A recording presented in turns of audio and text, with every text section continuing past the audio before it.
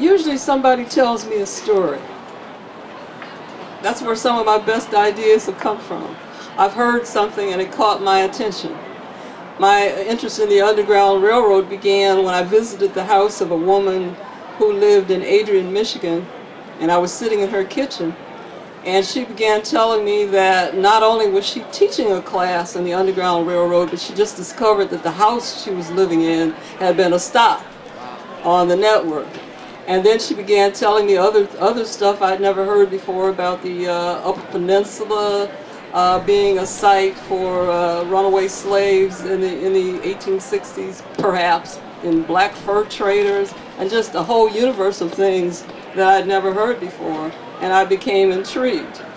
Then somebody said, go to Mecosta County, Michigan, which is in like the central part of the state, and talk to a lady named Marie Cross, and she can tell you a story.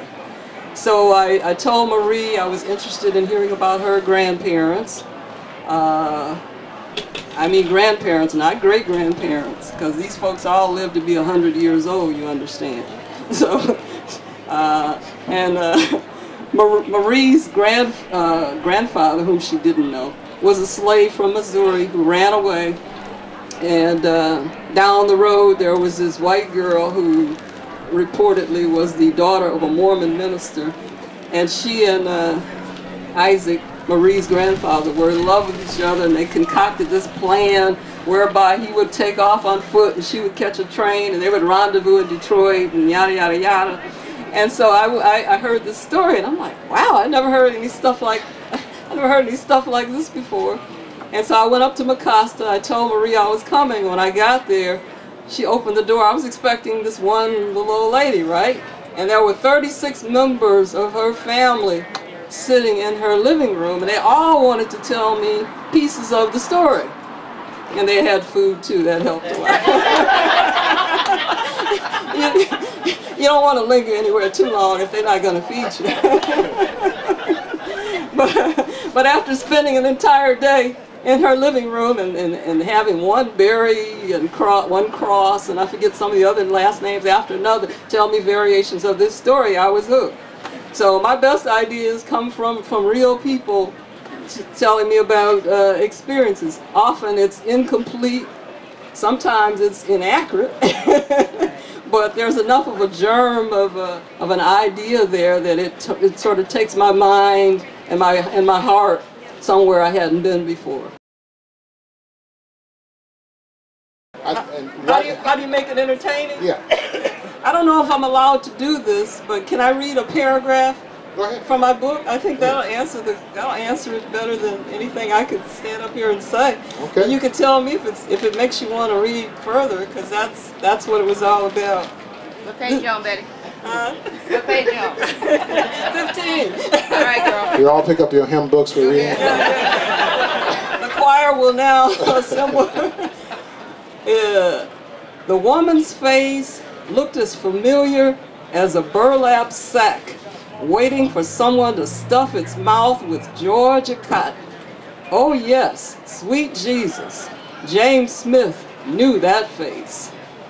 The woman's face seemed as much a part of James Smith's past as the taste of hoe cakes snatched from ashes and the high tenor saxophone wail of hounds. The woman's face might have seemed as familiar as that jail cell in Richmond, where a branding iron had seared James Smith's face and neck, his skin hissing and sputtering like salt flung on flames, and then surrendering, Lord God, to the pain. Now, does that make you, or does it not, make you want to know what's happening with James Smith, and who is this woman, and what are they to each other, and what's about to happen? Obviously, they're meeting each other. You don't know how long it's been since they saw each other. You don't know how they happen to be separated, and you don't know all the troubles and travails that James Smith has gone through in order to find this woman. But you have some sense that this is a momentous event.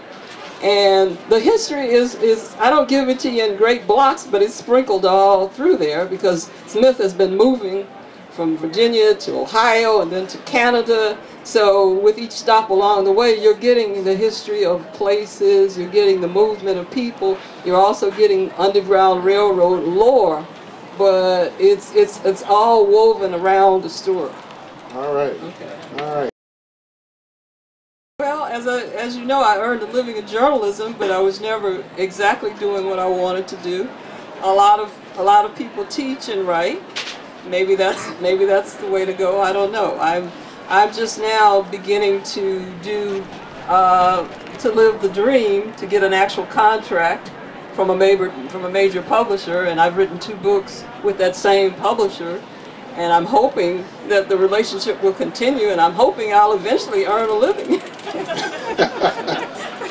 So in the meantime, well, I did have one good thing happen. It hasn't really earned any significant money, but it's a great possibility. This first book, Forbidden Fruit, the producers of a Broadway musical called Xanadu have purchased the theatrical rights to it. But as most writers know, because they purchased the rights doesn't mean they're going to do anything with them. Right? Doesn't mean they're going to necessarily exercise that option. But it's something on the dream table anyway. Maybe that'll happen. Maybe my name will be in small print. And but seriously, if it should happen, if any of the dreams should come true, that's great. But right now, what's really moving me is the lifestyle, you know, being able to pursue the lifestyle of a writer, especially the kind of writing that I'm doing. I have gone to small towns and large all over the country, digging around in libraries and meeting people, very interesting people. I'm just sort of enjoying that freedom to go wherever my interests take me.